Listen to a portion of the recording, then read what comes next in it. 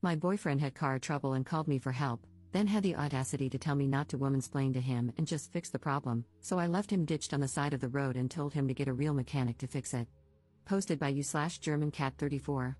I, 26F, had been dating my boyfriend, Nick, 27M, for almost a year, and something that has always bothered me is how Nick does not believe in maintaining or taking care of his vehicles. Background: to give some context, Nick bought his car brand new about 5 years ago and has put about 70,000 miles on it. Since purchasing the vehicle, he has never had an oil change, nor does he perform any kind of regular maintenance.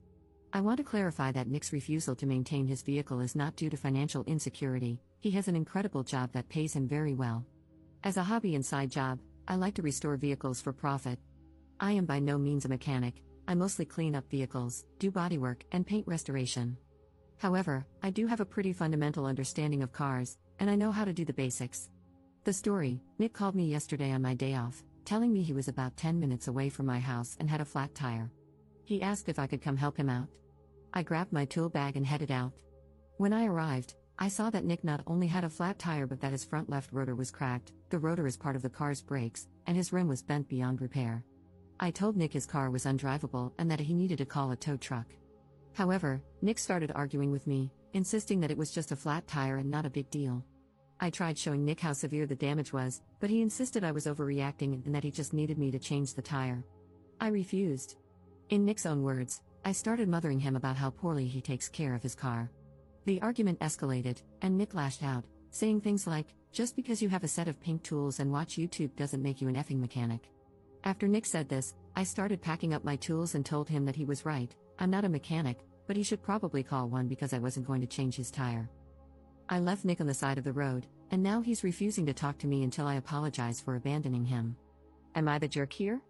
Commenter: not the jerk, and yikes, if he won't maintain a high-end purchase, how does he treat his home?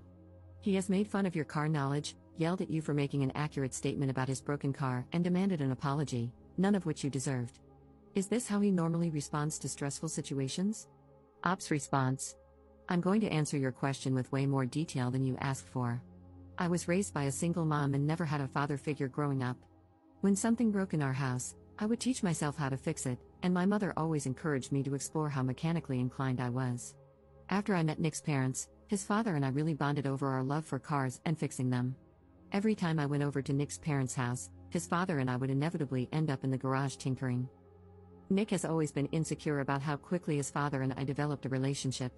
Nick, obviously, is not very mechanically inclined and has never shown any interest in cars. The relationship I have with Nick's father has been a sore spot in our relationship for a long time, and I think that's why Nick lashed out the other day. Update 5 days later. Thank you so much to everyone who commented on my original post. I spent a few days reading all of your comments and taking some time to self-reflect. Vehicle update: Nick drove a Nissan Versa, and after I left him on the side of the road, he ended up calling a tow truck/mobile mechanic. When the actual mechanic arrived, he told Nick everything I had already explained to him. The mechanic also refused to change his tire and said he would only tow the car to a repair shop. Nick refused to share the full extent of the damage to his vehicle with me, but it must have been pretty bad because, instead of repairing his Nissan and wasting all that money, he decided to buy a new car. Relationship update: earlier today, I invited Nick over for dinner. I spent the whole day cooking and baking his favorite dishes: braised oxtail soup, drunken potatoes, and tiramisu for dessert. When Nick arrived at my house, he was in a wonderful mood and seemed to have forgotten, or forgiven, all about our argument. After some small talk and finishing dinner, I took a deep breath and told Nick how much I care about him but that I no longer wish to continue our relationship, romantically or otherwise. At first, Nick was shocked, but his shock quickly turned into anger. He felt I was insane for ending our relationship over what he considered a petty, unimportant argument. Eventually, he tried to apologize, but I told him an apology was no longer what I was looking for. The whole time Nick was talking, I sat on the opposite end of the table, listening with both ears and allowing him to say everything he needed to. When he was done, I reminded him of some of the wonderful times we had shared. I told him that we are both adults and could choose to end our one-year relationship with arguing and anger or on good terms by finishing a lovely last meal together. Nick calmed down after that, and his tone started to match mine. We didn't talk for much longer, but luckily I had planned ahead and had some tiramisu wrapped up for him, along with a small bin of all the things he had kept at my house. Before he left, I gave him a big hug and told him that if he ever needed someone to show him how to change a tire, I'd be happy to send him a YouTube tutorial. Life update. Over these last few days, I decided to treat myself by buying my neighbor's old 1978 Ford Ranger. The truck is an absolute hunk of junk and will probably take me over a year to make it look somewhat recognizable.